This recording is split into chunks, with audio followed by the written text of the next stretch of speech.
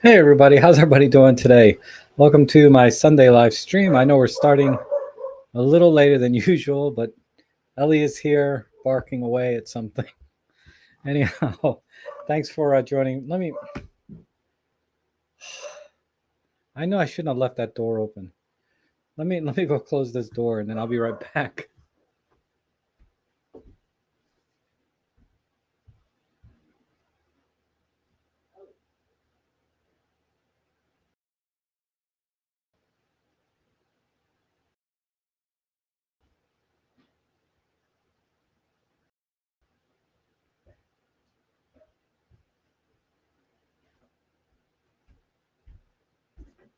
Wow. Okay. Sorry about that. She uh she just barks at everything, and I don't know. It's a good thing because then I know if somebody's in my yard or not. Usually it's just another squirrel or a cat, but sometimes it's not. Like yesterday, I saw somebody walking in my neighbor's backyard. I don't know why. It's weird. Um, oh, okay. Let me see who's here. Darko, good to see you. Stephen Long, Mark Sulaway, Marco, good to see you. And David Crooks, David Tellett. Wow, that's awesome. And let's see. Um, yes, I was on a photo walk this morning. It's a bit of lost and found over and over again. I um I got there and these are sunflower fields like out in the middle of nowhere practically, and there's not like real clear signs. And I guess I should know, right? I've been there a couple of times, but every time I never know what field to go to because they all look the same. So I don't have any like visual reference of which one is which. And but I got a few shots. Nothing. I skimmed them a little bit before I got onto the stream. I haven't really had a chance to look at them in detail, but uh, I've been trying to do macro work. I picked up. I didn't pick up, but I have my 60 millimeter f2.8 macro lens from it's a Nikon mount. It's the original Nikon micro lens, and I adapted it to my Olympus OM1. And you have to manually focus everything, which is not a big deal. And I gave, David Crooks was there, and he let me borrow his Olympus 60 millimeter macro with the autofocus. And it took a little practice, even with that lens, to kind of get things in focus. Uh, ultimately, I think that's the lens I'm going to get. I just haven't pulled the trigger on it yet because I went over all my credit cards the other day, and I was like, oh, I gotta pay. I still haven't paid off my OM1 yet. It's still due in full after what 3 months now. Oh my god! And I haven't paid a penny towards it yet. So I've been paying interest on it now, which is not good. Because my thinking is, I get 1% back or whatever, so I have to uh, pay the card off within a month or within 2 months to kind of break even on the interest, right? Because you pay a little more than 1% a month on the interest. And really splitting hairs here, but I've ended up tacking on about $30 or $40 to the price because I haven't paid it off yet, which I need to do. Um, I'm still a little bit ahead because I didn't have to pay sales tax initially. I mean, I'll eventually have to pay it, but I didn't have to pay it today or when I bought it. But anyway, I love my OM1. It's it was worth every penny that I paid for it, and I keep looking at other systems just as a point of reference, right? Like, what are other systems selling for? What is the consumer looking at? And there's a lot of great cameras in that price range or less, right? None that can do what the OM1 does. Certainly, none of them have 50 frame per second with continuous autofocus, shooting in RAW, right? Um, I don't know any camera that does that, but I used a little bit of that today. That was actually 25 frames per second because I didn't bring the right lens. And But I have this wish list of like I want to get a medium size sensor like from the Fuji, the XS50. I'd really rather have the 100 megapixel one. I mean, if you're gonna get one, get the 100 megapixel one. Is the way I see it. Because 50 megapixels is nice, but man, 100 more the better, right? The question is, can the lenses that Fuji has for it resolve all 100 megapixels? That's another question. Because I'm always looking at lenses too for my OM system camera. And what I'm considering right now is the 25 millimeter f1.2. It's 25 millimeter Pro, and it seems to be the best 25 millimeter right now for the Micro Four Thirds mount. And I found a good used one for about $800, which I'm tempted to get it. But the problem is the 25 f1.8 that I have is already so good that getting the 1.2 is not going to really add much to my photography because I'm not worried about the weather sealing or anything. But I would like to get just something a little faster. I was looking at also the SLR Magic Sin 3. It's a 25 millimeter 0.95 for about half that, right? I can get that for about $300. And I watched Peter Forsgard's review on it, and it's a little soft, wide open, but that's okay, right? I don't mind that too much. I don't know. That's what I've been looking at. Is I've been looking at 25 millimeter lenses all week, because I'm really enjoying that focal length. And I took a few shots yesterday at the 25 millimeter with my 1.8 lens, and they came out fantastic. So I'm a little torn. I mean, pro lenses generally, you need to have a reason to buy them, right? If you're a professional, you're buying it for a very specific type job that you want to shoot for with that focal length. But I don't have any need for 25 in my pro work. So it'd be totally a luxury lens for me. Um, yes, I postponed for several hours today because of the photo walk. I was going to. What happened was, is I got there. I got there about 7:15 a.m. Um, and then I had to go to the bathroom, and there's no bathrooms there, so I held it until about 10:45. And then I was like, okay, if I go home now, because it's about an hour away, I can make it for the 12 o'clock stream. But I'm like, I can't make it all the way home like this. So I stopped by to have breakfast at about 11 a.m. or 11:30. And while I was having breakfast, I postponed the stream another 2 hours. But that's why I had to postpone, is because I had to go to the bathroom so bad. I couldn't I couldn't make it back here in time. Uh, but the photo walk, we did the sunflower field today. Yesterday we went to Meadowlark Botanical Gardens, and I got the best shot I've ever taken in macro. I don't know if you guys have seen it. Let me see if I can pull it up. Oh,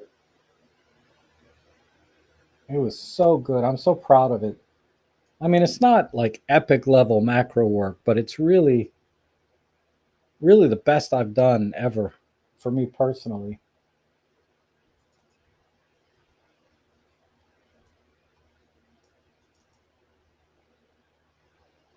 All right, there it is. Yeah, this one. That's right. This was totally handheld, manual focus, and with the flash diffuser. It's still in my car. I think it's in my car. It better be. But I got this big giant flash diffuser for the lighting, and it came out perfect. I mean, like I said, it's not epic level macro, but it's really good for me. Um, you know who does epic level macro is I think it's called Ben's Tiny World or something on Instagram. I forget the name of it exactly. Um, this guy, OM Systems loves this guy. Uh, yeah, Ben Small World, and he's local to me. He's like 15 minutes from my house. I have to reach out to him, maybe have him on. But I mean, he does really really amazing macro work, and he's an Olympus guy too. But he does the 60 millimeter macro with the Raynox DCR 250. But he's also using a Godox V350, and he uses a different diffuser than I do. His diffuser kind of goes in front of the camera instead of mine is kind of over the top. Mine is just a flash diffuser, but he's got a full on legit macro diffuser. But check out Ben's Small World. He he's got some really good stuff. And then what's his name? Robert. I forget exactly the. Yeah, Rob Shoot Photos. He got into macro a couple of years ago, and he does really good work too. So, but it's not just macro. Obviously, he's kind of all over the place. Birds in flight. Wow, there's some good stuff here. That's a great shot of a bird catching a. This looks like a sparrow catching a fly. That is cool.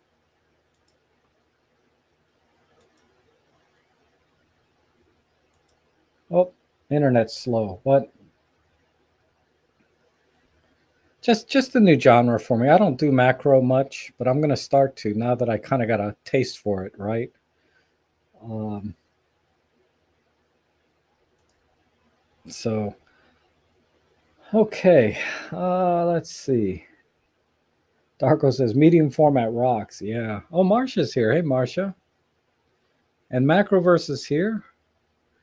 He says, I got the OM1 and I love it. Yeah, it's a fantastic camera. Um, oh, the OM1's not available in Sweden. That's too bad. I've been watching. I don't know, Thomas, if you ever been to Norway, if you ever been to Lillehammer. But I've been watching this show on Netflix called Lillehammer. Actually, I just finished it. Another reason I'm kind of tired because I kind of been binge watching that show instead of doing real work. That's why there wasn't any videos this week. I've been binge watching Lillehammer. Um, that's a good show, but it's cold. It's cold out there. I didn't realize it was so cold. Snows all the time. And Druid says, went birding the last few days. The Mark III AF is all messed up. Shows 52 gig worth of bird, but big bird and close enough somehow missed focus. Wow. Um, make sure you have the AF focus priority set to off. If you're using continuous AF, there's a setting in I believe it's in menu C on the M1 Mark III.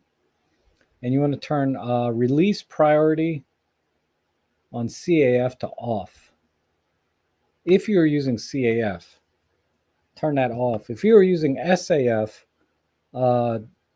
that's not ideal for moving subjects either.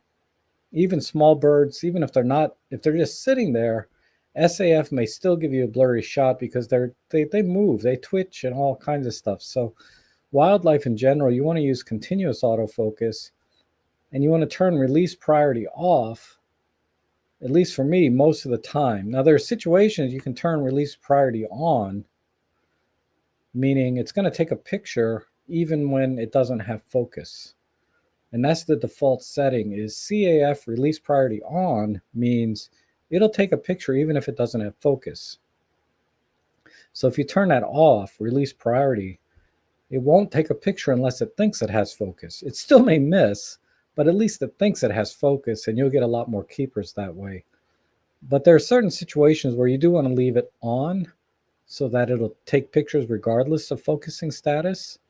Uh, and that takes a little bit of experience with knowing your lens and the depth of field and the target. It takes a little more experience to work like that. But you'll get even more keepers once you develop your skill set to a pretty high level. You won't be so dependent on a lot of the technology in the camera. You can do much better with the technology in the camera, because the camera technology just can't do it all, right? It's not gonna substitute. It's not a substitute for skill set at a certain level. But for me, the OM1, when they added subject detect with bird tracking, that fixed a lot of my problems with birds in flight type photography. And I still get missed shots all the time, but my keeper rate is so much higher now, and I'm getting shots I would have never been able to get if I had the M1 Mark III. So, but on the M1 Mark III, the continuous autofocus, and then Matthew Gasquet over at Mirrorless Lessons has an excellent tutorial on his website. I think it's called mirrorlesslessons.com. He has an excellent instructions for setting up autofocus for birding on the M1 Mark III. And I'm sure he has a complimentary video to that too on YouTube. So definitely check him out. He's a much better birds in flight guy than I am. Hi, Andreas. Good to see you. And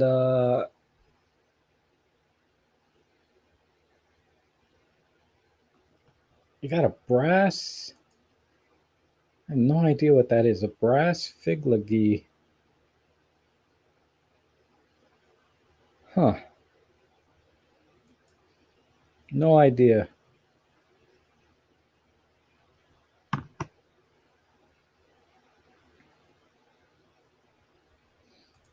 Yeah, Marsha, awesome. It does work, doesn't it? It's like all of a sudden you're like this expert bird photographer when you have this bird tracking. I mean, it's just amazing. That OM1 bird detect is amazing. It says, you only live once, Rob. If the new 25 will bring you even a little joy, go for it. You're killing me, Marco. Killing me. Just a little joy. Everything brings me a little joy, right? I did buy oh,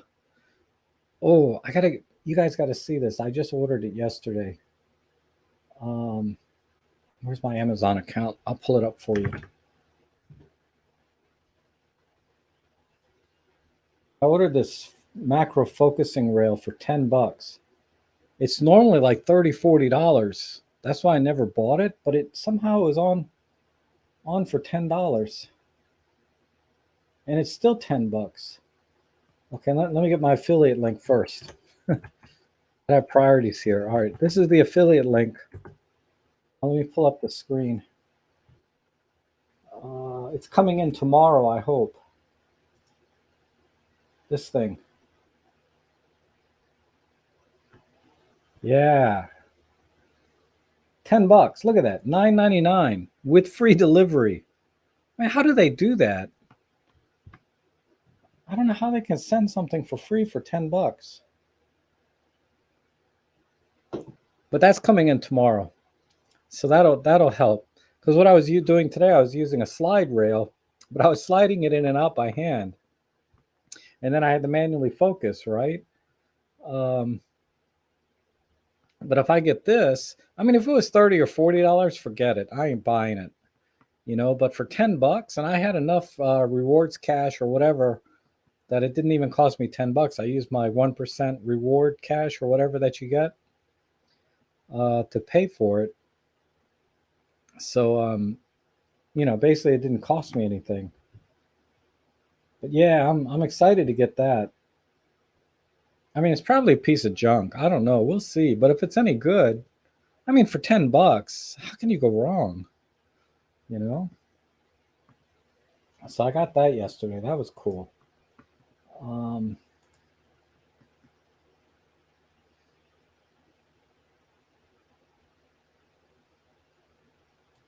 no, you've had that rail. Bought it 5 years ago, but I paid more than $10. Hopefully, it's you've gotten good use out of it. Yeah, you probably paid closer to the $30 or $40, right? That everybody sells it for. Awesome. You just ordered one, right? Yeah, you and I, we can go out and do some macro work now. Oh, Seraphin's back from Daytona. Oh, man. Oh, I thought you were doing the surfing itself. That's something I never got into. I mean, if that movie Jaws never came out, I'd probably be like a full time beach bum. But yeah, I don't go into the water. Not since Jaws.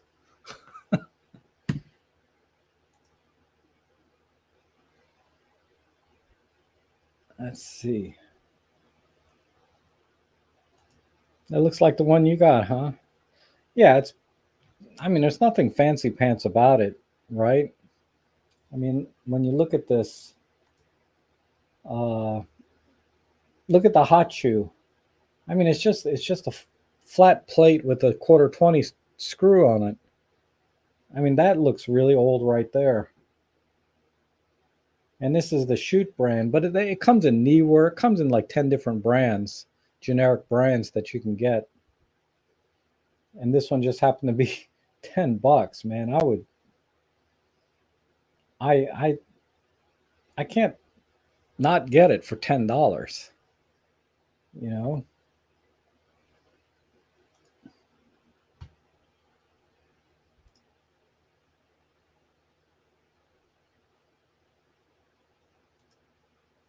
Just starting using. Oh, you got the same lens I do, the 60 millimeter Nikon macro. Nikon calls it a micro lens though, which is odd to me.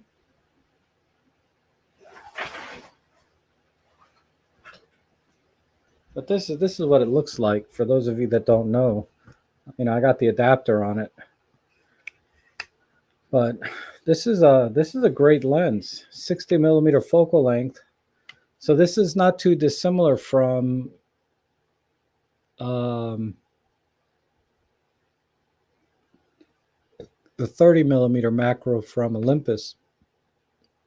Uh, if you were not to swap mounts, right? If you left this on the Nikon, this would be a 30 millimeter f2.8 on Olympus. But it's since I'm adapting it, it's still a 60 millimeter f2.8 when I put it on my Olympus cameras. And the focus ring is okay. It's not it. I mean, it's smooth, but it's not an easy turn, right? There's some resistance here. Um, it would be nicer if it was a little bit lighter, but it has to push a lot of lenses, right? So that's why there's some resistance. Even though it's smooth, I have to push. You have to push probably about a dozen lenses through there. But I do get 1-to-1 reproduction with this, and if I use an extension tube, I get 1.3-to-1.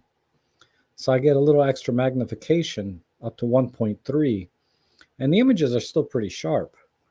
Like that image of the fly that I showed you, that was with the extension tube. A 16 millimeter extension tube gave me a 1.3 magnification. So, and I measured it, so it is 1-to-1 or 1.3-to-1 exactly. I measured it, so it's pretty cool. It's really neat how all these lenses move around inside. It's hard to see. It's too dark. You're not going to see it. But there's like two layers inside that come out. It's kind of cool. But yeah, if you have a Nikon F mount camera, this 60 millimeter macro is a pretty freaking awesome lens because you can almost use it like a standard lens, right? Because 60 millimeters is very close to 50. and it's pretty fast at f2.8. I mean, more than fast enough for most things. Um,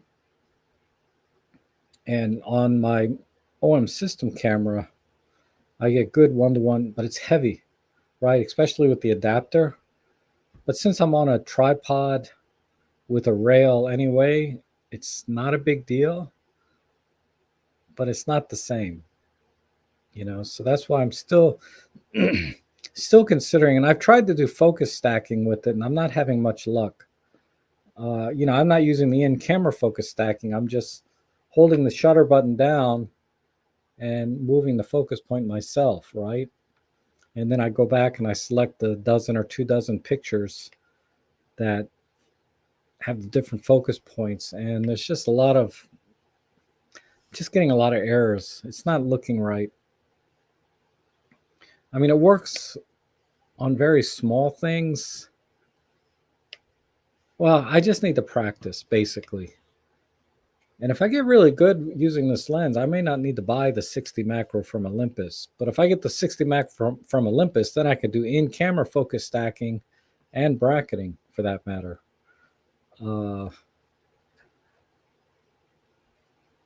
Which would be nice, right? But we'll see.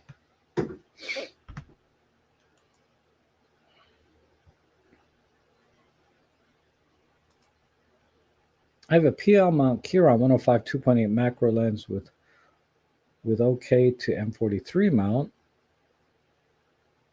Oh, I have a Nikon 105 macro also, but I broke it some years ago. So I have it, but I can't use it on my Nikon at all anymore. But I think I could use it as an adapted lens.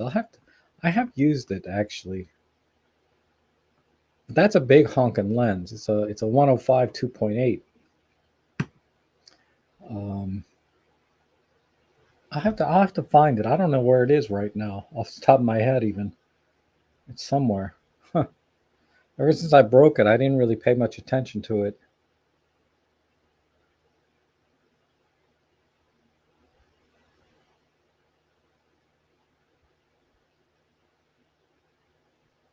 Cool. The longer focal length gives more working distance. Yes.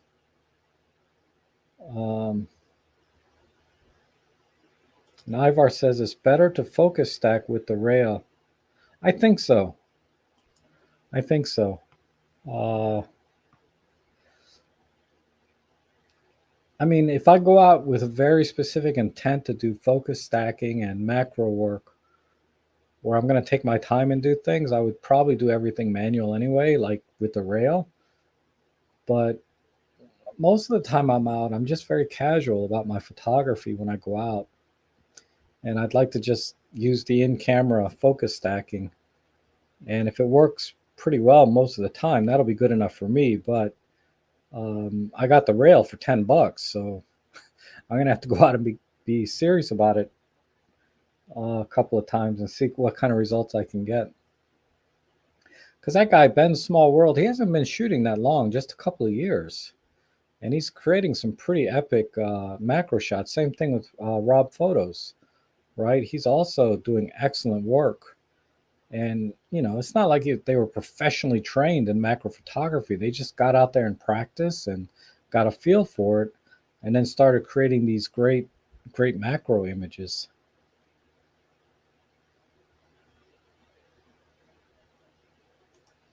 Stephen Long says, I use Olympus EM1 Mark II and a 75 to 300. I'm planning on going to an air show. What are the best settings to use? Okay. If it's like, I'm not really a expert aeronautics guy, right? Like for shooting air shows, but the images that I've seen,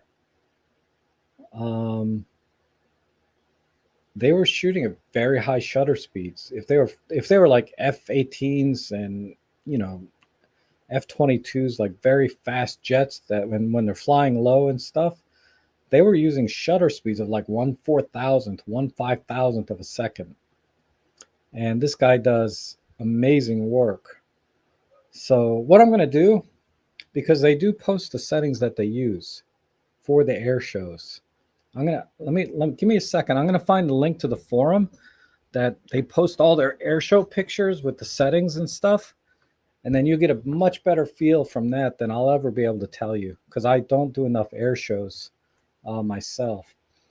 And I'm talking about exposure type settings: shutter speed, aperture, ISO. Right now, when we talk about uh, focal length, with that, okay, specific to that lens, just shoot it wide open at f6.7. 300 millimeter f6.7. If you can back it off to about 250 millimeters, the image will be a tiny bit sharper. Between 220 and 250, that lens is really sharp, wide open. And then when you push it all the way out to 300 millimeters, it does soften up a tiny bit. So try and shoot like in the 220 to 250 range in terms of millimeters and shoot wide open. You can potentially get a tiny bit more sharpness at f8 with that lens, but it's not worth the sacrifice in speed, shutter speed. It's much better to have a faster shutter speed than a sharper f-stop at air shows in this case, because shutter speed is everything when it comes to sharpness. When you talk about any kind of moving object, shutter speed is king. And then aperture, and you use the widest aperture you can to get the best shutter speed you can and the lowest ISO. And then for settings, I use CAF. Don't use the tracking, just use continuous autofocus, and use, if you can, a single point. If you can track the plane with a single point, it's better. If you cannot, then a 5-point, right? The cross. Use the cross with CAF, and then use continuous shutter, like I forget what the maximum is, 10 or 20 frames per second in silent shutter, right? Because you don't want any shutter shock either, right? So use silent shutter, and release priority off. Okay, I talked about that earlier, and you should be good. And then shoot raw, right, and process. But let me find it. Let me find the link. That'll give you a better feel for shutter speed for different types of shots than I can tell you, because I don't do it enough. Let me find that form real quick. I'm sure I bookmarked it, but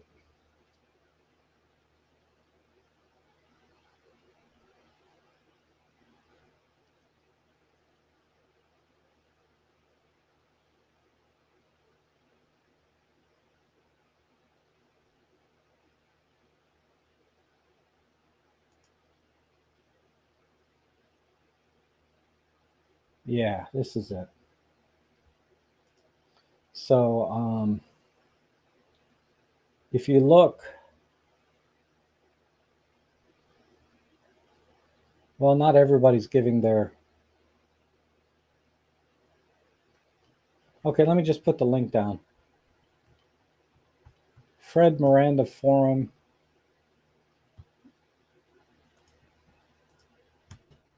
Go through this thread. There's my God, there's over 700 pages, but when you go through this forum, you'll find a lot of photos with the settings given. If they don't give you the settings, you might be able to like look, download the image and look at the EXIF data. Don't quote me on that, but definitely this is a great forum for air show stuff. Let's see what's at the end here. Yeah, this guy, see here are the settings. This is a Nikon D5, 500 millimeter f13, 1/1000th of a second, ISO 640. So, and plus 7 EV, right? So that's useful too, right? So on a micro four thirds, right? This would be 250 millimeters at f, 6.5. which is pretty much wide open, right? 250. So you're 75 to 300. You'd be at 250 millimeters at f6, 1/1000th of a second, and your ISO would be the same, and then plus 0.7 EV. So there's a lot of settings. Oh, look at this one. Again, the settings are down here. 1/2000th of a second, ISO 1000. So just do the math in reverse, right, for Micro Four Thirds, and you'll get a good feel for the settings. He was using a 500 millimeter f4 here, so he's pretty hardcore. What else we got? Lots of good stuff there. Okay. Shoot in S mode. Shoot in S mode. If you shoot in S mode, you'll always be stuck with the widest aperture. So I would shoot in S mode, definitely. Thank you. That's a good question.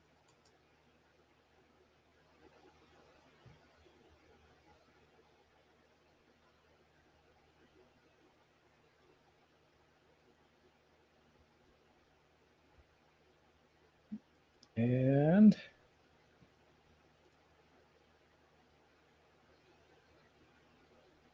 am I watching Strange? And I am not. I don't have a subscription to whatever network that's on. I think I can get it on Hulu. I'm thinking about getting Hulu.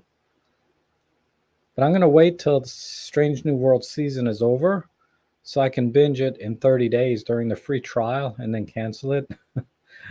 I'm doing that for the Orville anyway. I'll have to see if Strange New World is on there.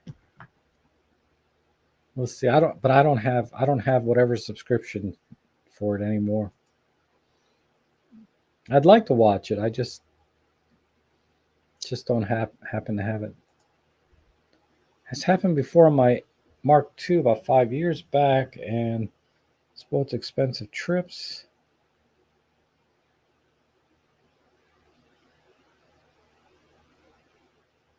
Need another backup, maybe a G9. Yeah, G9 is nice. I mean, it's a little bulky, but it's a nice camera.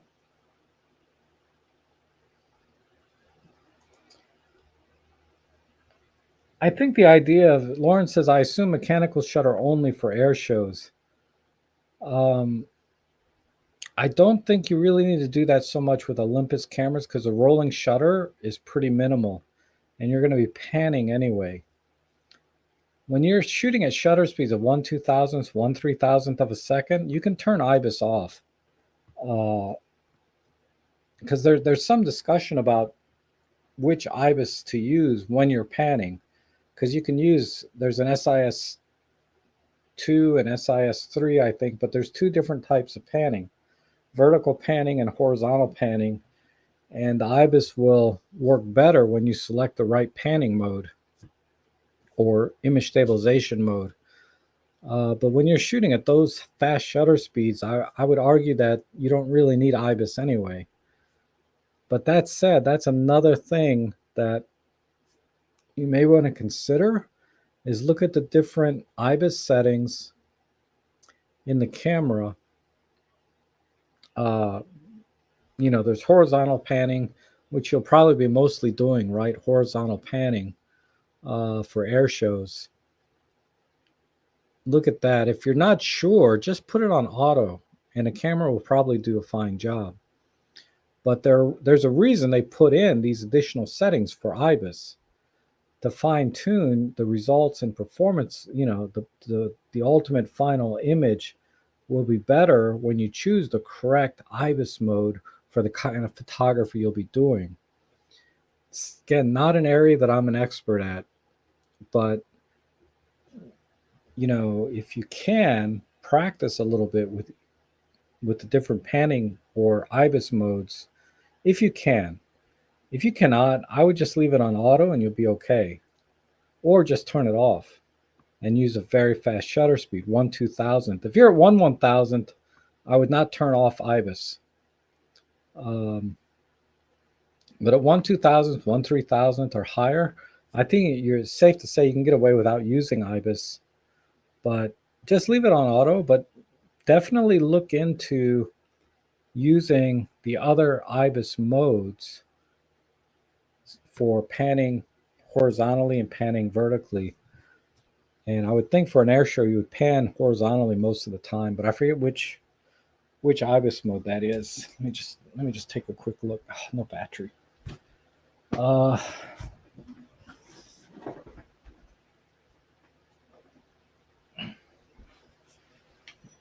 but to Lauren's point, I think the idea to use mechanical shutter was to minimize or eliminate rolling shutter. But the Olympus cameras have pretty minimal rolling shutter, so it's not really an issue. But you can use mechanical shutter if you want.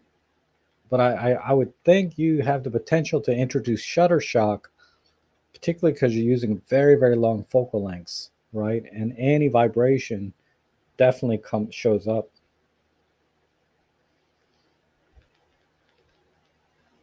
Yeah, SIS2 is vertical IBIS, and SIS3 is horizontal. So I think for panning horizontally, you want to use SIS2, meaning vertical IBIS. And for panning vertically, you want to use SIS3, which is going to help with horizontal type image stabilization. So it's, you want the you want the you want to use the perpendicular IBIS to whichever direction you're panning. So if you're panning horizontally, the perpendicular would be vertical, right? So we use vertical IBIS. Yep, we have 2 air shows on the same day. At least that's what I found. They're on the same day, so we have to pick one, right?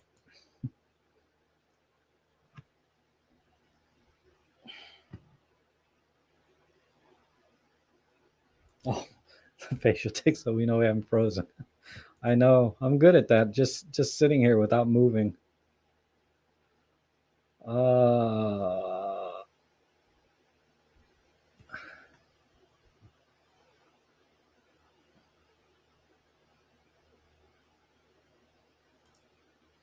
And let's see. From Japan. Wow. I finally got my 150 to 400 and OM1 for birds. I think that we need more thick eye cap to hold the system. How do you feel? Well, I just have the 300 f4. I didn't really notice any problem. But it is, I can see that it is squared off a little bit here, right? If they would have made this round, it would be a little bit more comfortable. So maybe not make it thicker, but just round it off. So maybe they can sell a separate eye cap, because this just pops off with a couple of pinches, right? And everybody's eye is different. Their face, their bone structure. So they may not bother some people at all. Whereas like you and I see what you mean. This could be a little, I mean, it's soft, but it could be thicker, right? Yeah, I get it. I don't disagree with that. A little more padding on the eye cup would be nice. Maybe somebody will sell an accessory that will do that.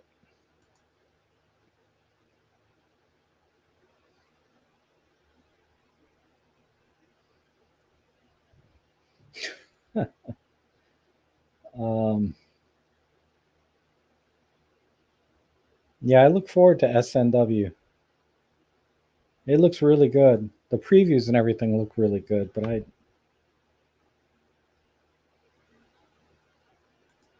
and then Ken Cox says I use silent shutter with no rolling shutter problems on the OM1.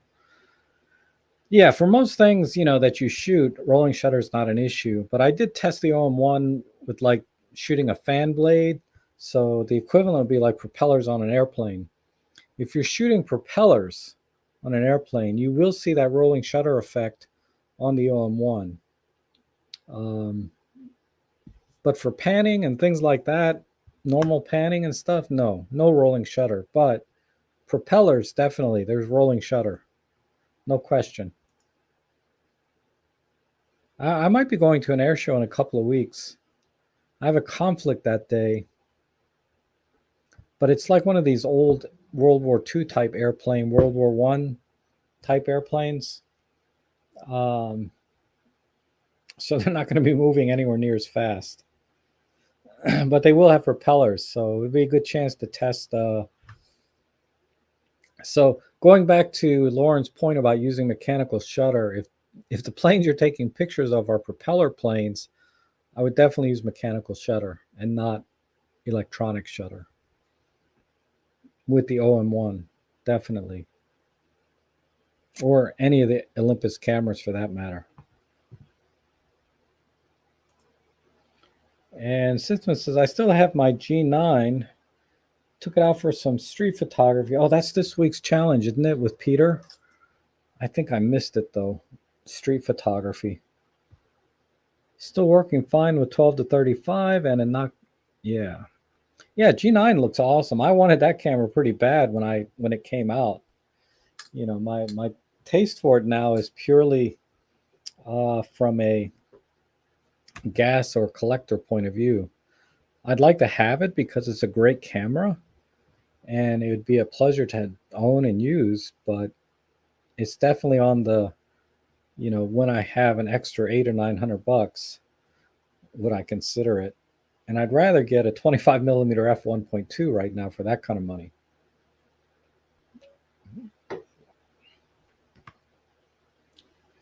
I don't know why I took my glasses off. Once I put them on, that's it. I have to wear them.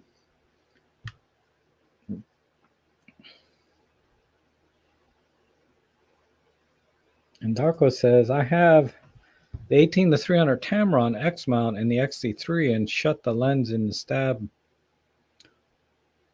off over 1/2000.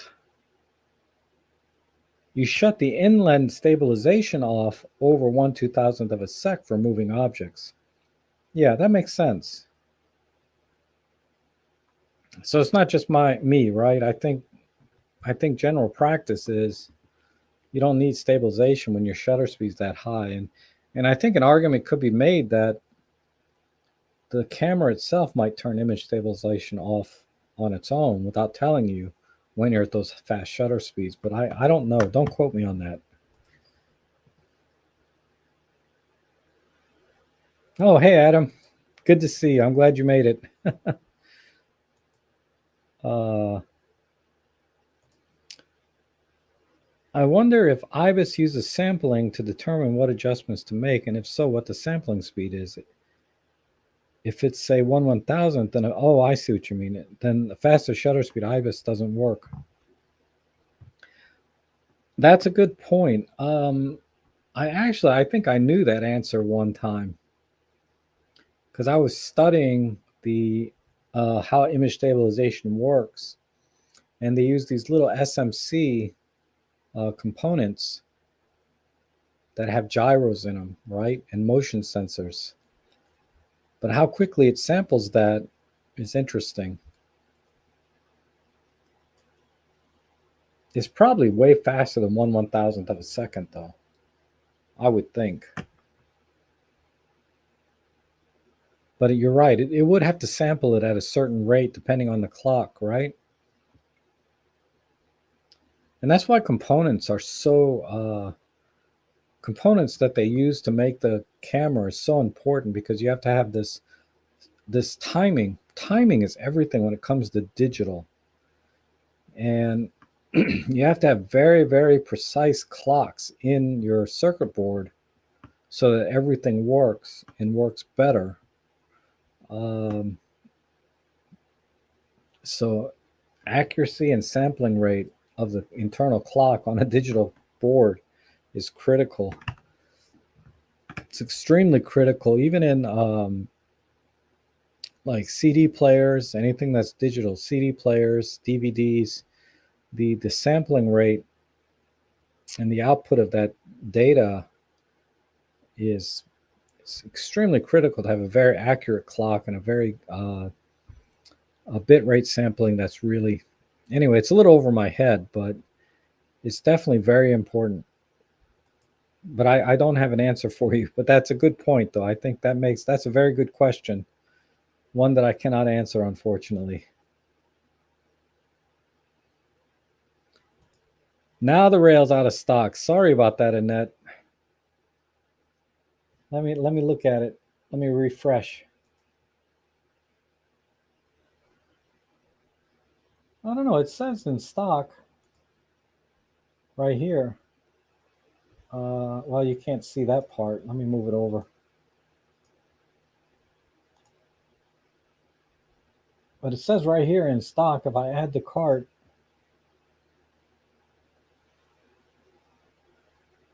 proceed to checkout.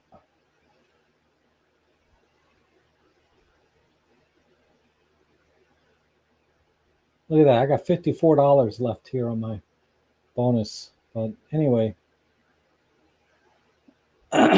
yeah, I don't see any problem. Now everybody has my house address. Okay. I don't know. Refresh the screen and try again. Maybe clear your cookies in your browser if you know how to do that, or open up a different browser if you can and try it, and it might show up on that. Lilyhammer's, yeah, I love that show. I just finished it yesterday. It's 3 seasons, and they closed it out too. They didn't leave you hanging really. Uh, I was worried the show got canceled and I'd be left hanging because every episode has kind of a cliffhanger. But they didn't do that. They actually ended it after 3 seasons, so I was pretty happy about that. It was a great show though. I really liked it.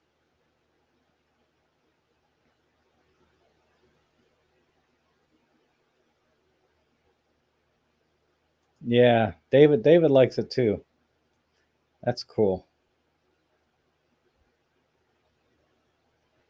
And Michael Whittle. Michael Whittle. Let's see who that is.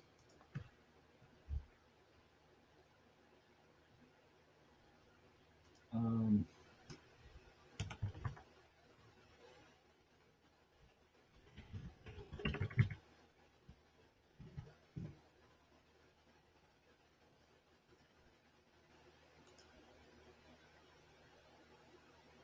what? Why?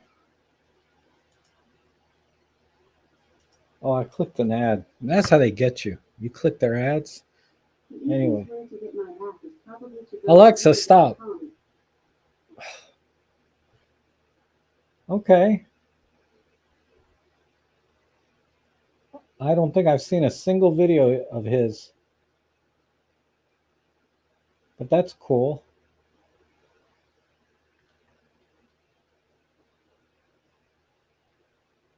Check out Michael Whittle. I mean, these pictures are nice.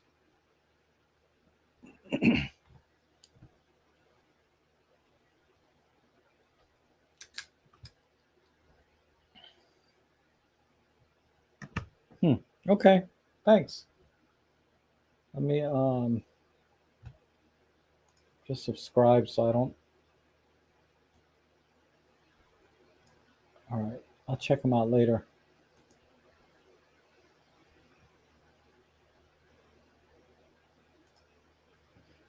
Okay.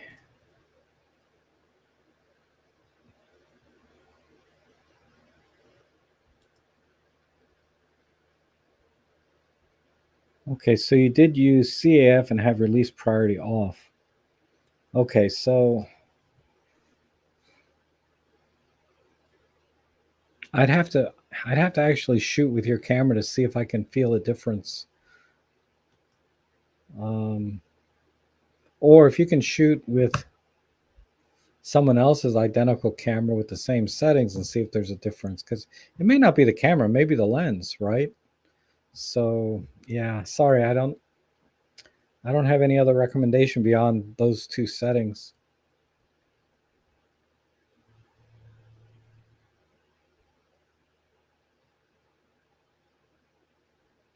And Jose, you've been thinking about getting it. I have not heard a single person tell me they've regretted buying that lens, but it is a specialty lens, and you're going to use it mostly for macro.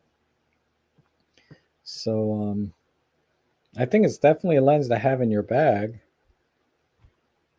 Like I said, I've not heard anybody regret buying it, but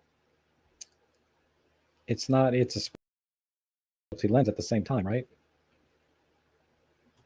I mean, I've been shooting Olympus for 6 years now, and I haven't bought it. Because I just don't do macro up until now. I just been kind of getting by with the extension tubes, and then of course I have my Nikon macro that I can adapt. That's kind of getting me by right now. So I'm finding 10 different reasons not to spend, $400 or $500, right? Because I can kind of get by with this, but if I really get into macro hardcore, the 60 macro is definitely in my future. But I want to practice a bit first, develop my skill set for macro, because skill set is not only your camera and lens, right? Being able to acquire focus and stuff, but it's being in the field and finding the GD bugs. Man, it's like I walked around for like an hour the other day, and I could not find a single bug that would stay still long enough for me to get a shot of it, you know. So once I get good at kind of finding bugs and shooting with this kind of focal length and distance, right? Because you have to get like this close, maybe this close, like in this range. So it's definitely a skill set and workflow that I'm not used to in terms of gear. And it's not anything that I've really done before in terms of finding the subject to shoot, right? Finding these little bugs where they are. I thought I'd see them everywhere once I went out into the yard because I'm constantly swatting the damn things, away from my face, right? Because it's just so many bugs. And then when you want to take a picture, you can't find one. So anyway, that's kind of what's holding me back is I'm struggling on two fronts, right? I'm struggling with the gear, and I'm struggling a little bit with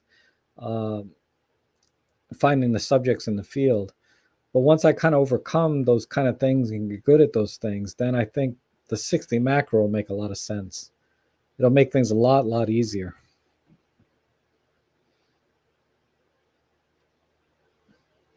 And Annette is here. Awesome. Did I somehow jump back? Hi, Annette. I know you're here. I said hello earlier. Somehow I jumped back way back on the chat. Sorry about that.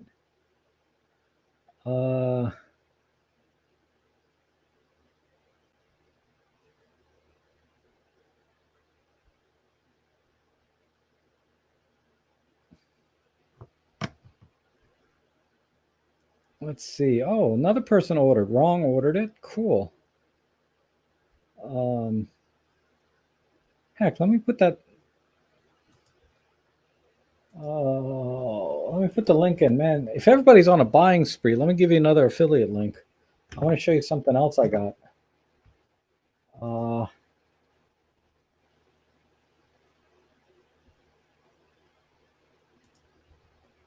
I mean, it's not on sale, but it's only like $15 or $16.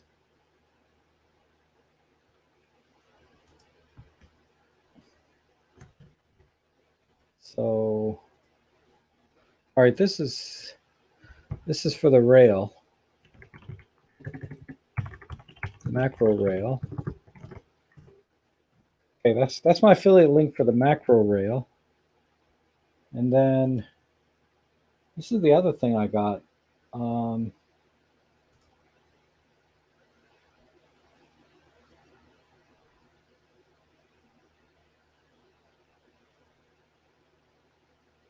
Yeah, this guy works really well.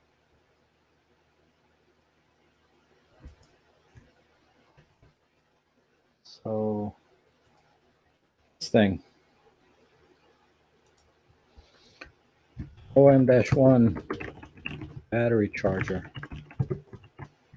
Okay, this battery charger, $12.99, right? Works great. I can dual charge my OM1 batteries because I got a free battery with the launch, right? So you know, because Olympus wants $100, I think, for theirs, if not more. And this one's been working well. Now it only charges the batteries up to 99%, and that's a good thing, right?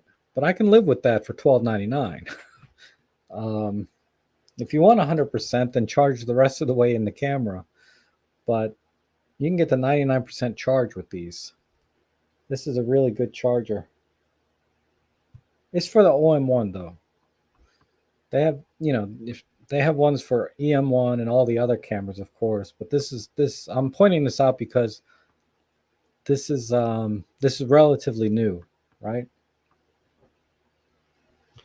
Don't get the generic batteries though. Don't ever buy a generic battery for your OM1, man. I'm telling you, that's just asking for trouble because you can buy a battery with it. It's better to buy an original OM1 battery. The chargers, you can go generic all day long, in my opinion. Okay.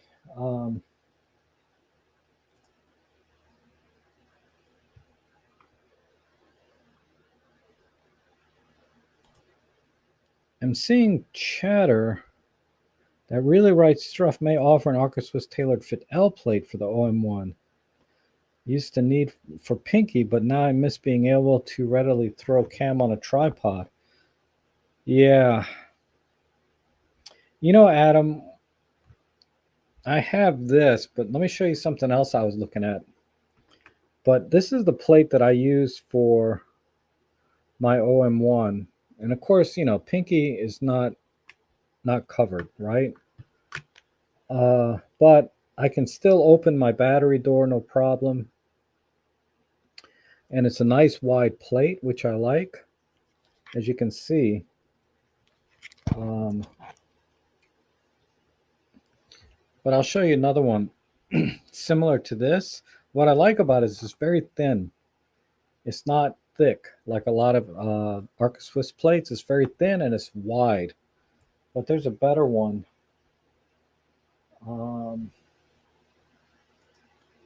I was just about to order. I may still order it, but this plate here, and I'll put a link to this.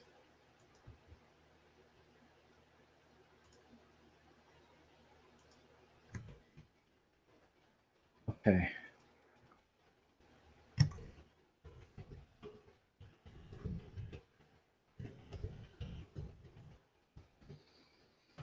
And of course, this you don't have to have an OM1, right? This will work with any camera. Oh, you can't see the picture. Hold on.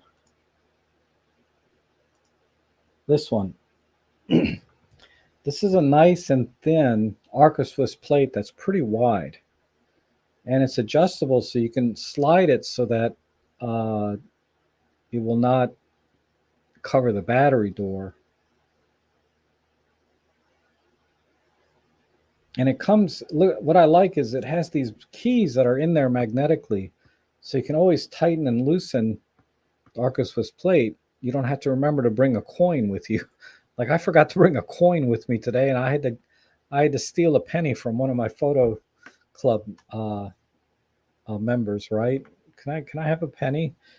I felt like I was begging for pennies, literally, so I could tighten my Arca Swiss plate to my camera.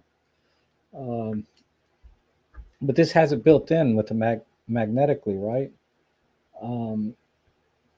But it's very, very thin. It's a very thin plate, which is what I like about it. 70 millimeters, so I think it's actually a little bit wider than the one I have now. I still may get it. Let me measure mine.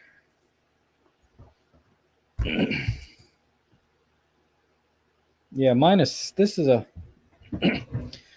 a six, you can't see it. Hold on. This one here is 60 millimeters.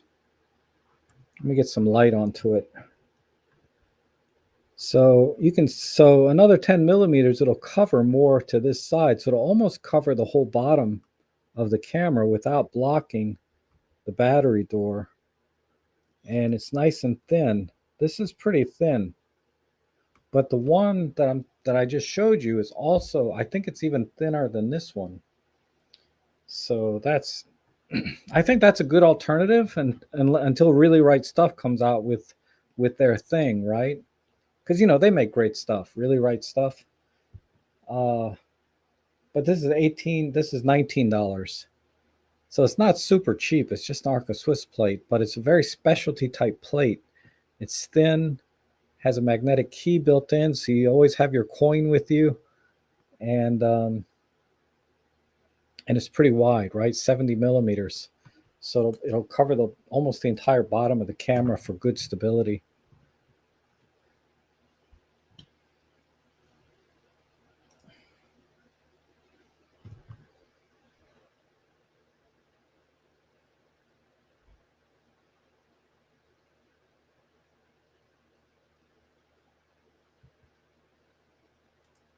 Yeah, it's a silver 75, but I got a giant.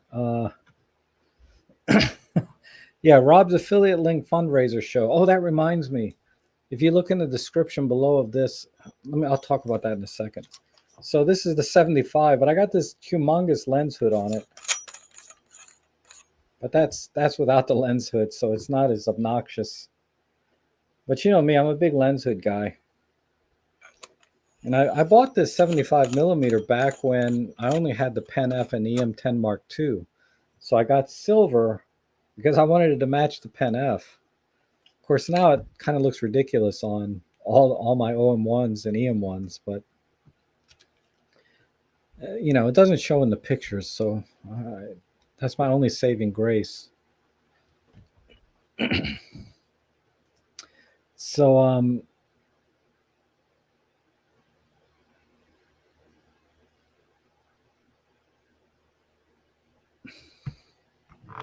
yes. Oh, and that says out of stock delivery to Sweden on that link, but there's another on DNF brand. Okay, good. Good. Sorry about that.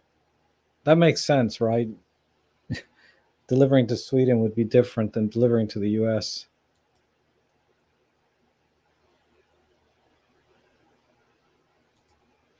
Ooh, Marco says he tried this one and every orientation it covered the battery door. Interesting. Because that would be a problem. That would be a pain in the butt if you had to loosen it every time you wanted to change a battery. But it looks adjustable to me.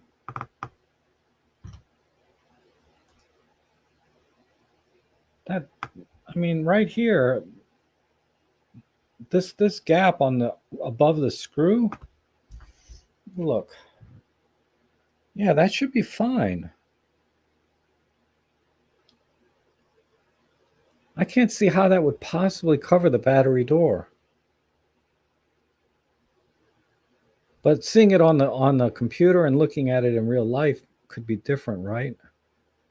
Oh, look at that. Look at this picture. It does look a little different. So if you look at the space between, because the screw, I don't know, it still looks like you should be able to have clearance.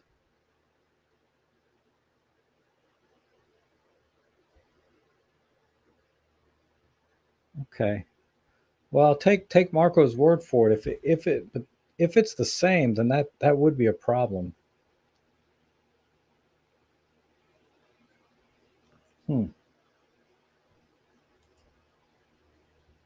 I mean, I didn't order it because I have this one.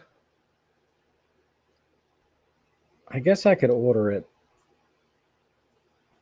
Because I could use it. This plate is a little bit. It's just a hair too small for my one tripod. I know that's weird because Arca Swiss is supposed to be standard, but for some reason on my gear head, uh, it doesn't tighten all the way, and I just have to be a little bit careful. Fortunately, I have these stopper screws in here so that the camera doesn't slide off, but it's not 100% tight on my gear head. So that's another reason I was looking at that.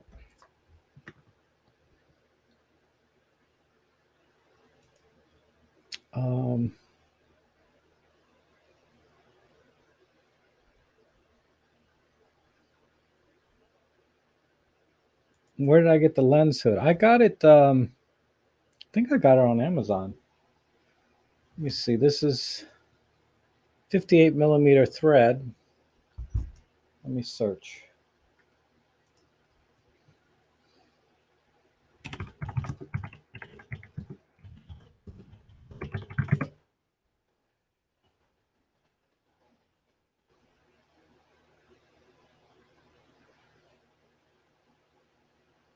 They have a black one. It's $10.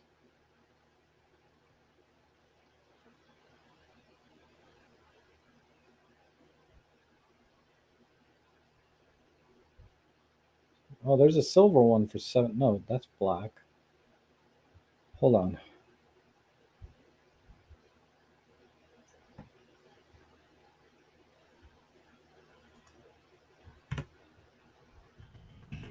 Silver.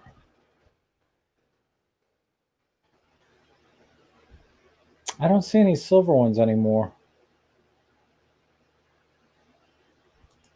But here's the black one for $7.50.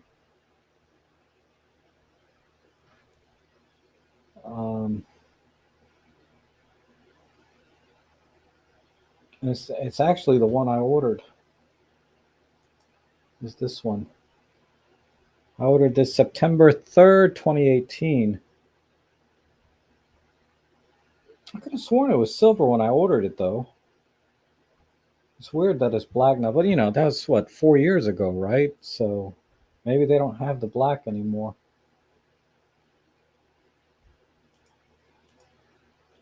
All right, get ready for another affiliate link.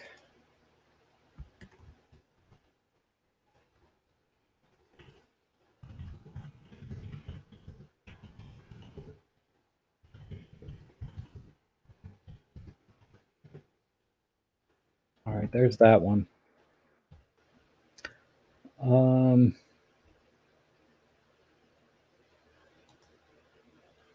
Either hung off the edge of the camera or cover. Oh, all right.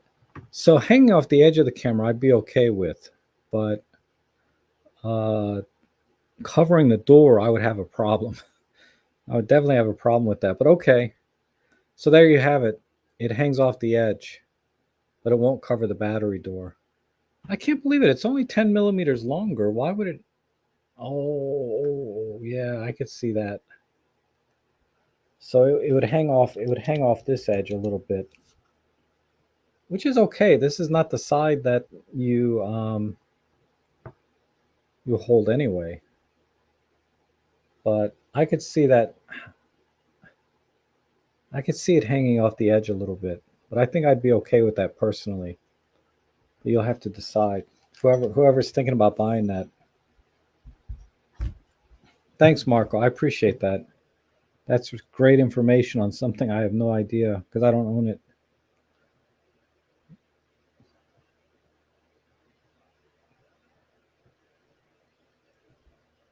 And let me put that up because I do want to answer that.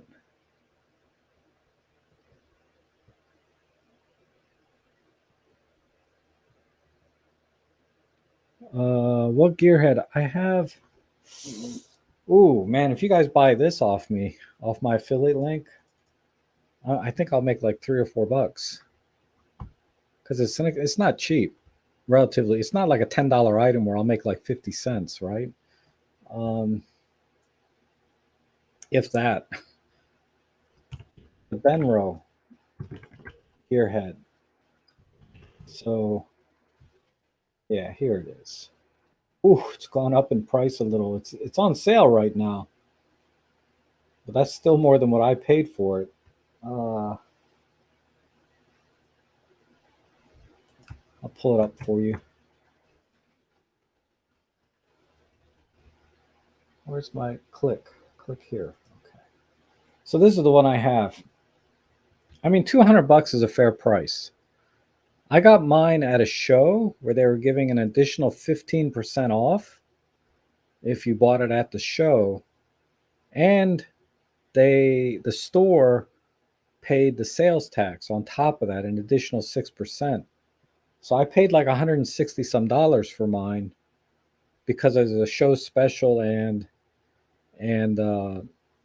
store special, right? They pay the sales tax. This this $200 is 197, right? Uh,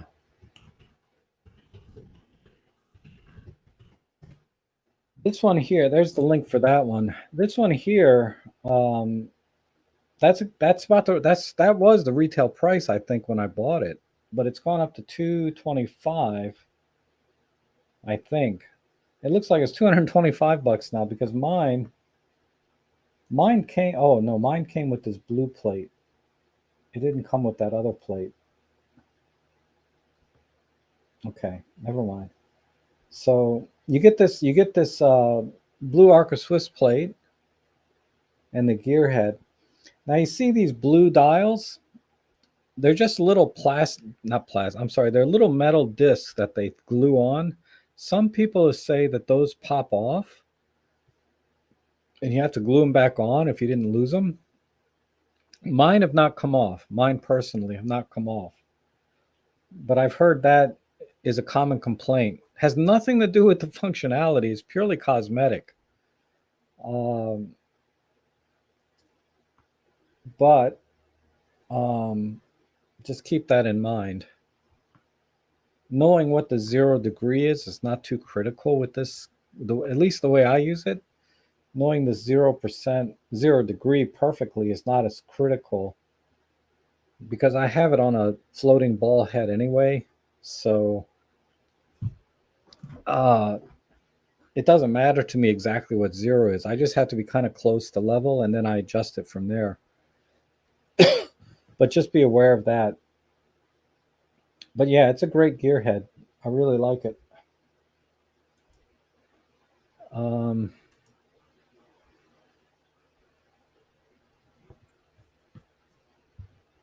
any recommendation?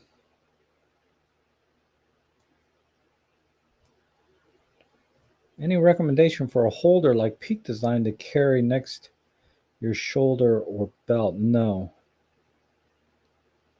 I have been looking for Peak Design alternatives, but I ended up not buying them because I made my own. And I mean, if you've been a viewer of mine for a while, you know I just use uh, paracord that I got from Walmart. I bought like 50 feet for $5 or something. So I could make like 10 cords. And then this is just a keychain uh, carabiner, right? Kind of thing. If you can see that, it's like a tiny carabiner. And then this right here is just Velcro uh, that I cut to this size and wrapped it around. And that's what I use. And then I can just quickly disconnect it, like so. And then this is what's left on the camera is just this little Velcro thing. So it's my version of the Peak Design, except for like I'd say about $20. I can make about 5 or 6 straps for $20 between the paracord and these little mini carabiners. Because I paid like $10 to get a box of these, and then the Velcro I just had laying around, and this has been working great for me. I used to put these carabiner clips directly onto the clip on the camera, but then over time I found it was scratching the side of my camera. So I stopped doing that and I got this, right? Now, if we look in my wish list, um,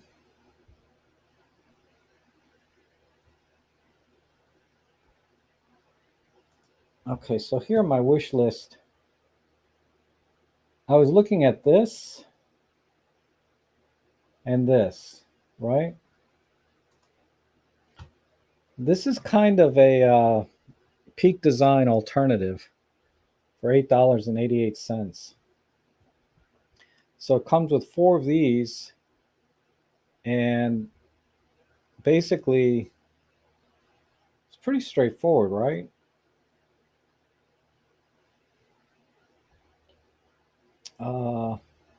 Let me give you the link for this.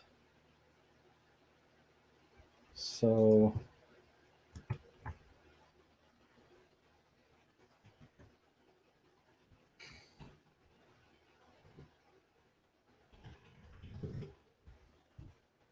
I mean, for $9, right? It might be worth a try. And if you don't like it, you can just return it. Um, but this is what I was looking at, was this, and it's $9, and it's got 256 ratings. So the ratings look pretty positive, right?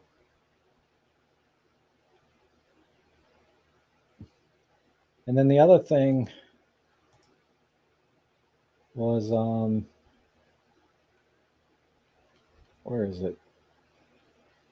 This one. So the Black Rapid dual camera strap is $142. And then I found this generic one for $23. But it uses just a 1/4 20 screw on the bottom. So overall, this looks pretty stable and durable. I think this might be a good alternative. If you want to have 2 cameras, this would be a good alternative too.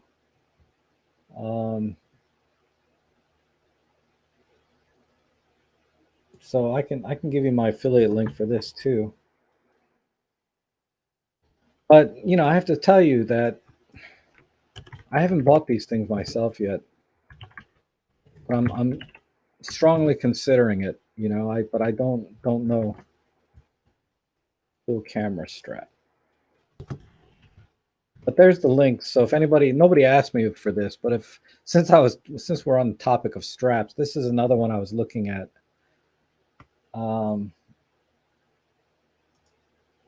Okay. This is not a very good choice for posing. I don't like the way he's holding the cameras. It's kind of comical. Yeah, but this looks good. Nice buckles in the back. I think this will work well. But you see how it holds the cameras down here? Just a simple 1/4 20 screw on the bottom. So that's the only minor concern I have, is that 1/4 20 screw could work itself loose. So what I would probably do personally is use an additional plate or safety thread or something. Oh, there it is. They have a safety tether. Oh, they already thought of that. Never mind. Okay, so never mind. That has a safety tether. But what's going to happen is you got that 1/4 20 screw on the bottom. It's going to work itself loose if you're constantly picking the camera up and down, and that thing is not really tight, right? So good thing they included the safety tether. Okay.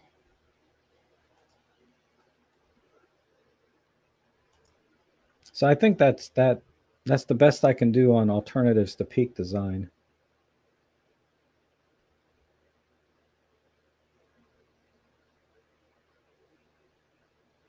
And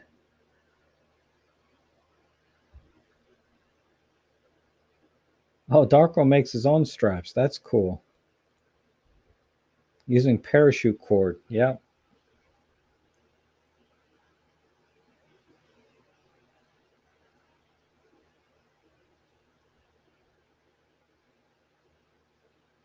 Yeah, they do back out, definitely. Yep. I want to make sure I. Oh, John Edel. Good. I'm glad you're here. Thanks for being here. um,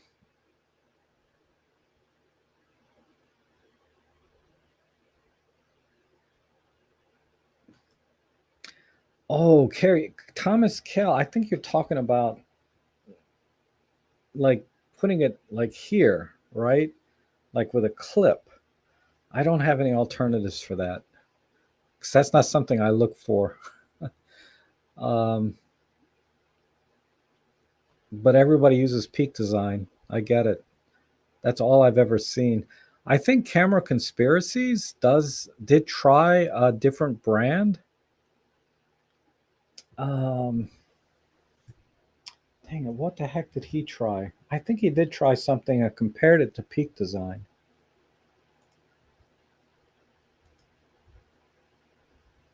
So I totally just wasted 10 minutes not answering your question. Um, I got to read the questions more carefully.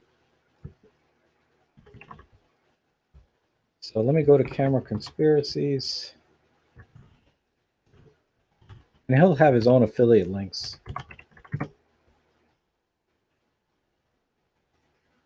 So you can support him instead of me. Uh, Peak Design, let's see if that comes up.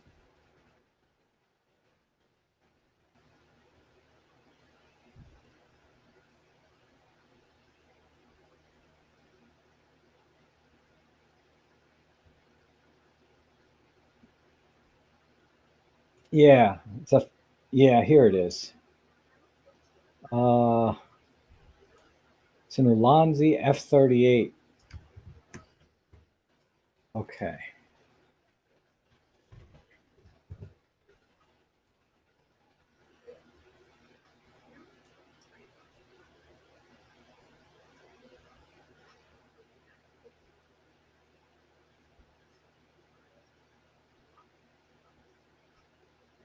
Well, how does this hook to your?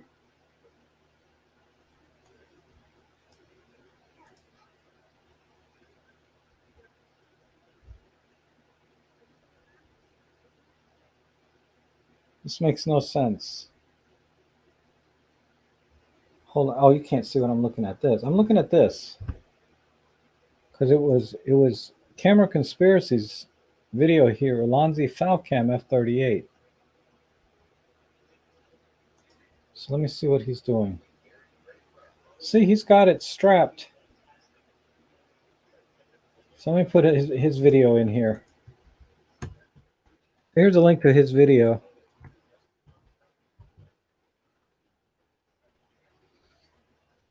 Um, and as always, do your due diligence. You have to take everything he says with a grain of salt. I mean, most of the time he's perfectly fine. His advice is acceptable, but you have to be careful with any, including myself. Right? Don't just take my word for it. Do some due diligence. Uh,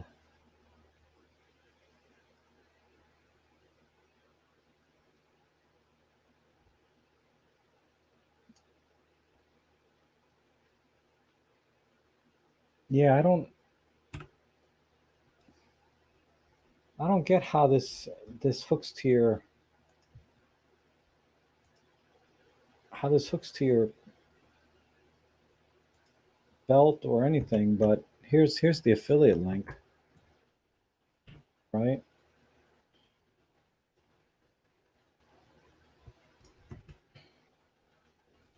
now, I'm just throwing links out for the heck of it because now I don't even know what I'm talking about anymore. Just keep throwing affiliate links at you until something sticks. How's that sound? Okay. All right. So before I forget, there is a um, link down below to what to a friend of mine that, hold on, her name is Dr. I'm not used to her married name now. I shot her wedding too, as a matter of fact. Um, Dr. Wilson. Anyway, Um, there's a link here. Basically, she teaches, right? Elementary school, junior high, high school. She teaches all grades, and she just got approved for her own classroom because she's changed. She moved not too long ago, so she had to go to a new school. But anyhow, it's I don't know the exact path to this particular situation, but um, she needs 5 tables in her classroom. The school paid for 2. She got enough donations to get a third one, but she needs to get about another $300 worth to buy 2 more tables. And they have to be a certain kind of table, I guess.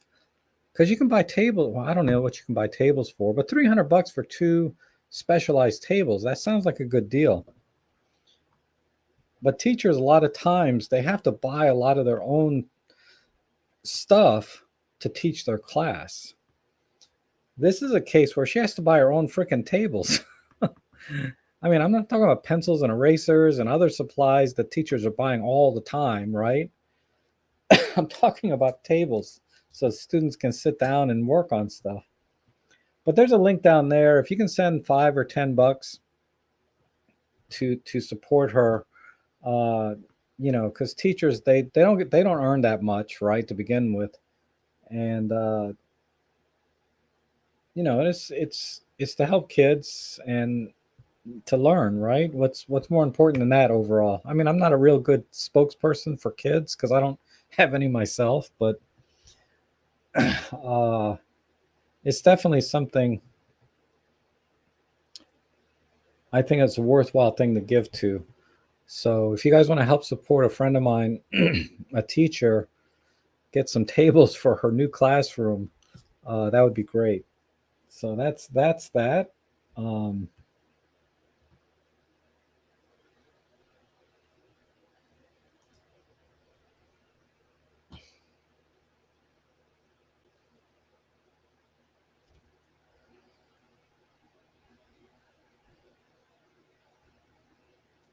okay, this is a good point. Certainly, there are less expensive solutions, right? Like I've been showing you all day, and God knows I have a lot of crap that I bought, and I wouldn't say I regret buying it, but I never used, right? And on the plus side, I didn't pay that much for it. On the negative side, I don't really use it much anyway. So the good thing is I didn't pay much for it. So yeah, I lost money, but it's kind of like uh it's okay. $10, right? I paid $10 for this or $20 for that. You end up with a room full of crap up to your ears, but overall, you didn't spend that much.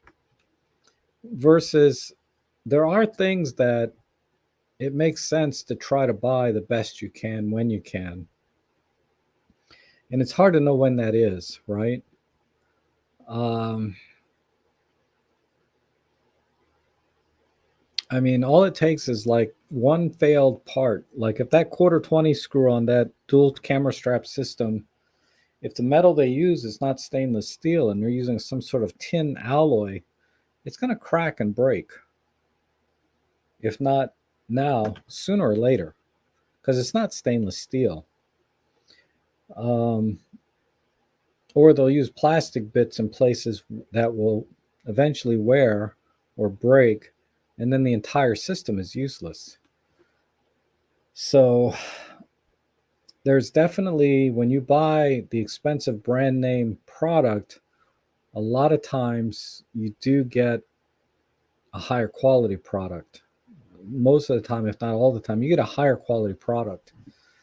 So don't let me sway you from buying the quality brand product if it's within your budget and you think you're going to use it. For me, what I tell people is if you're not sure, if you don't think you're going to do this a lot or you're just experimenting, buy the cheap one and see. Like today, I talked to a new member to the photo club. I, she was like fascinated by the images I got with my camera because I was doing some macro, and I said, "Don't buy a macro lens. They're 300-400 bucks. Just get, if not more, right? Just get a couple extension tubes for $25 and practice with that, and see if you enjoy doing macro photography. You might hate it, because it is a pain in the butt finding things to take pictures of sometimes. Yeah, flowers, sometimes, right? Springtime. But a lot of times, macro photography is about taking pictures of bugs and plants and little tiny things that are interesting, but it's not easy. And then I said, then maybe spend another $70 for a Raynox, 250, and try that. Don't go out and drop $400 or $500 on a lens on something that, you know what I mean? So those are things I recommend a lot.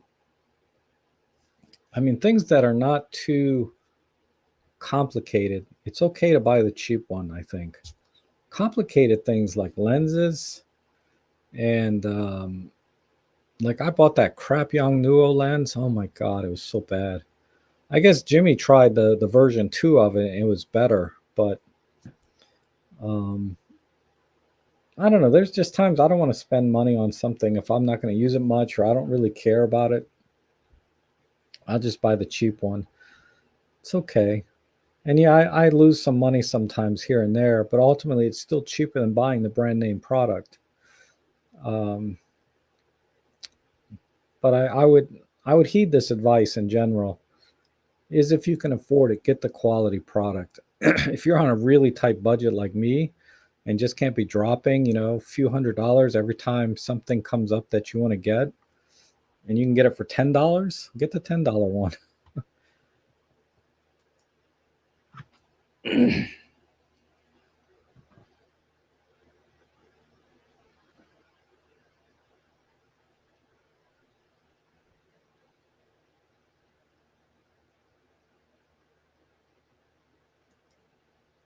Yeah, I see people buy less expensive and then wondering if they should buy the more expensive one, and then they buy the expensive one also. Yeah, I like your make it yourself items you do. I try to make it like a strap I can make. I wouldn't do this for my Nikon gear because the lenses and bodies were so heavy. I'd have to buy a much thicker paracord. Uh, but this little fine paracord is fine for the Olympus stuff.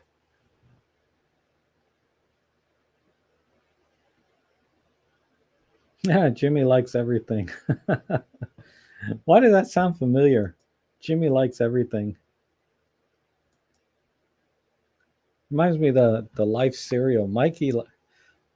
Have Mikey try. Mikey likes everything. I forget. Okay, Darko. We'll see you later. Thanks for dropping in.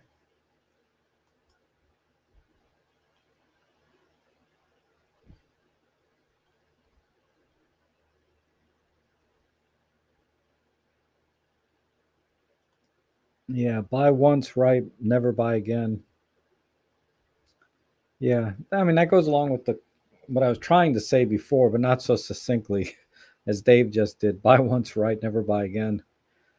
Uh, like I said, if you're on a really tight budget,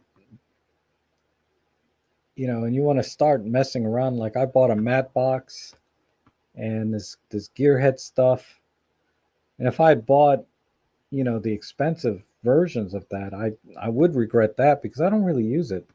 You know, I thought I would, but I didn't, and now it's just sitting here as part of my live stream setup, which is fine.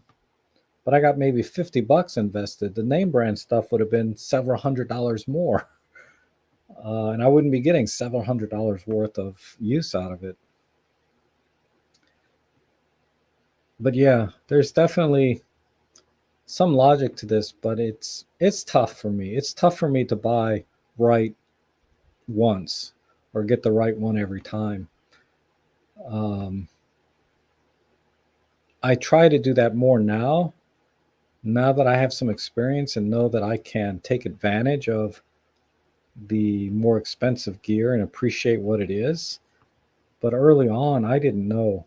one way or the other. And it wouldn't have made any difference if I got the name brand or the generic back then, because I was not at that level.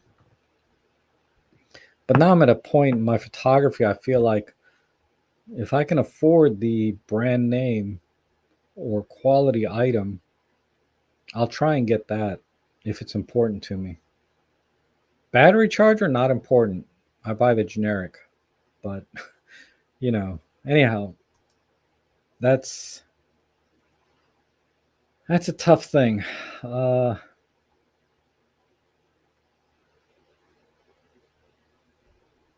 yeah, buying good things used, definitely an option.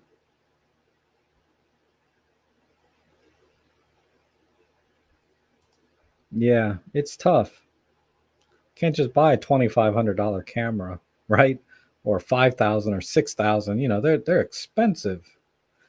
If like the Sony A1 that I looked at a month ago with the 600 millimeter f4, that was like a $20,000 setup. I did the same thing with my own system for 5 grand.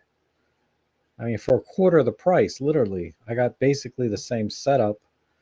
Um, yeah, the A1 with that lens did get better images, but is it 75% better? You know what I mean? In terms of dollars? Not at my skill level. If I was a super high end photographer, maybe paying that extra 75% or $15,000 makes sense, because they can take advantage of that little bit of extra sharpness or resolution or whatever it is that setup gives you. That can be the difference. But for me, no.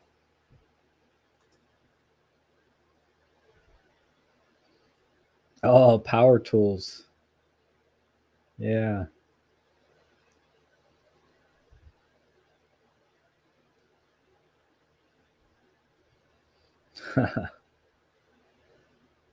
I don't do that for power tools. Yeah. It's like everything. Sell my car and buy a Leica. Ugh. I don't know if my car would sell for well, yeah, I could probably get a Leica for my car. But if you net out what I own the car versus what I could get for it, it'd be a tough call. I wouldn't get the Leica I want. And John Ellen says, I'm selling my Sony FE gear. Yeah, you're not alone. I mean, I would argue a lot of Olympus OM system buyers were originally full frame system shooters, right? They're not upgrading from their iPhone. A Micro Four Thirds shooter a lot of times are converting from full frame, and because their skill set is probably very high, and they appreciate what Micro Four Thirds can do, and that the trade offs are minimal, right? When your skill set's very high. Well, skill set's almost irrelevant, but the trade offs are pretty minimal going to Micro Four Thirds, in my opinion. Um, Especially if you know what you're doing, right? And considering the feature sets that are available in Olympus cameras, it's hard to find a brand that can compete with that in terms of feature set. So I would say the only exception to that is the video. There's definitely Panasonic is better at video in every way, shape, or form. It's a better video camera. But for stills, Olympus is better in every way, shape, and form. Um, and better, in my opinion, than most cameras, because of all the features and tools that they give you in the camera to go out and do photography.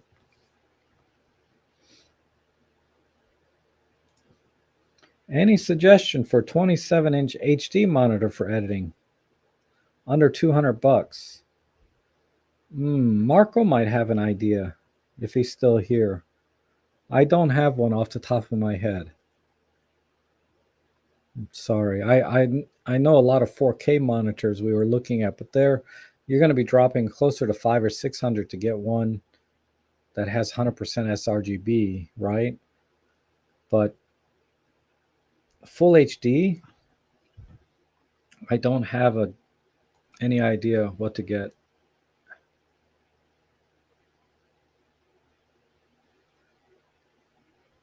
Yeah, I that's what I shot was Nikon. I shot Nikon before I went to Olympus. I mean, I still have a Nikon DF, which I'm never going to sell. I love that camera, but yeah, my everyday camera, Olympus Pen F with a 25 millimeter, or if I want to get serious about something that day, I'll take my OM1.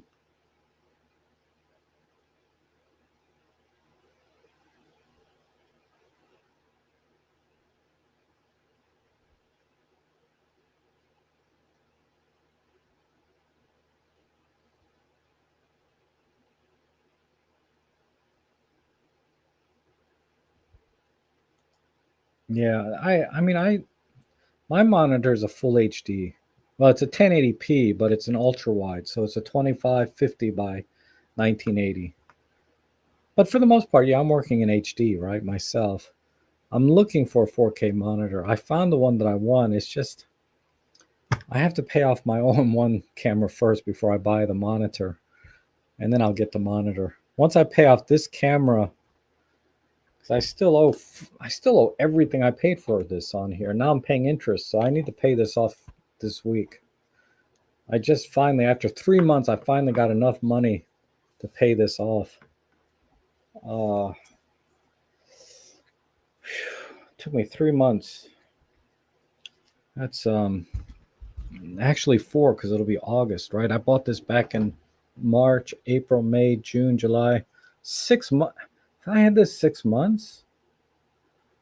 I can't believe it.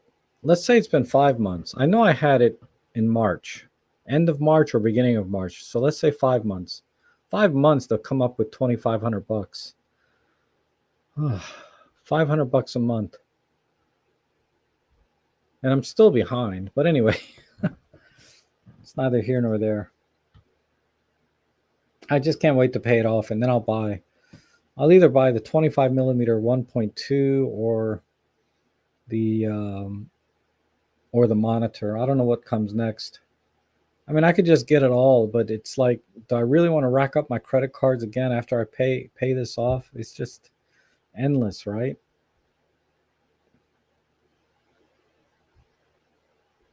Okay, well, why don't we wrap it up here? I really appreciate you guys coming in today.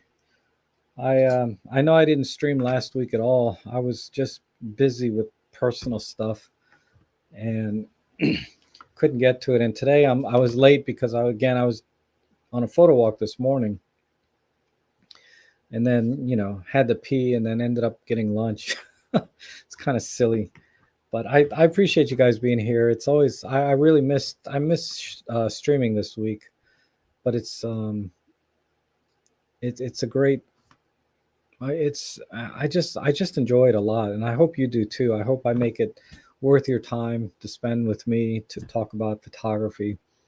I'm going to try and come up with some more specific topics and live guests in the future as I've done in the past. But today was just about, hanging out and talking about photography and what I've been doing. So thanks for coming in today, and we'll see you again next week.